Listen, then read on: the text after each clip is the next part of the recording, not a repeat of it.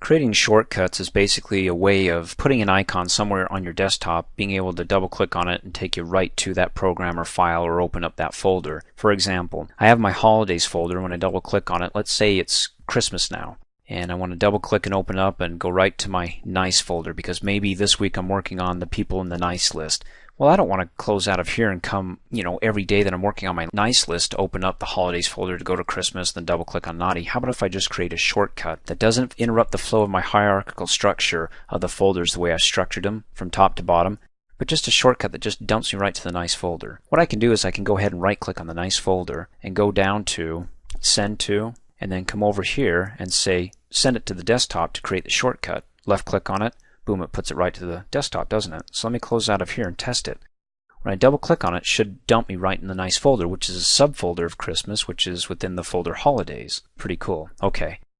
So that's the first thing. The other thing you can do when we close out is you can also click on the start button and create shortcuts to your desktop with anything that you have here. For example, opening up Microsoft Excel. I can right click on that and say send it to the desktop as a shortcut. Left click.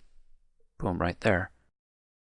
Other things that I can do that you probably have noticed is that, for example, if I go back to my nice shortcut, and let me go to the folder above the nice folder, Christmas, and I want to create another shortcut, let's say to the naughty. Well, I can right click, and you're saying, well, Kurt, doesn't it say create shortcut here? Yeah, but there's more than one way to skin a rabbit, as it were. So I can either send it to the desktop as a shortcut, or I can left click and create a shortcut, and it just creates a shortcut right within the same folder, in which case I'll have to click and drag that to the desktop if I want it on the desktop. I like shortcuts on the desktop versus having shortcuts within the folder because it kind of defeats the purpose.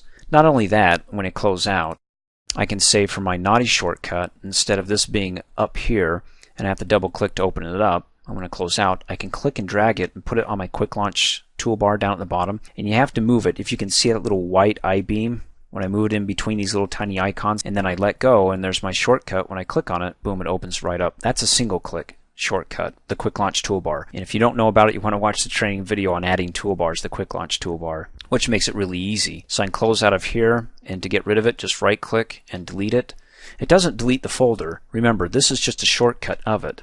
And I can say yes, and it throws it right to the garbage can. And of course you can tell they're shortcuts because they have little arrows saying this isn't the real folder. I'm actually pointing to a folder for you to open it up. This isn't the real Excel program that you're deleting. I'm just actually pointing you to the program to open up Excel. So if I click off, and I click and hold my mouse button down, I start to drag. You can see I'm creating a rectangle. I can go over here, but I don't want to. I want to come up here and marquee, as it were, these three shortcuts. And then I can hit the delete key on the keyboard, or I can right click just one of them and left click on delete, and it says, do you want to send all three of these to the garbage can? And I'll go ahead and say yes.